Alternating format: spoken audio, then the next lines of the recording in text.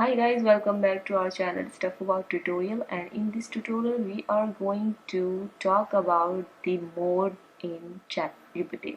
As you can see guys, the interface of this screen is very bright and sometimes it's harmful for our eyesight. I want to decrease the brightness of my screen and I want this area into darker. So how will I do? I will go to the left side on this screen, and here in the bottom you will see the button, and this just simply click on this three dotted button, and here you will see the settings.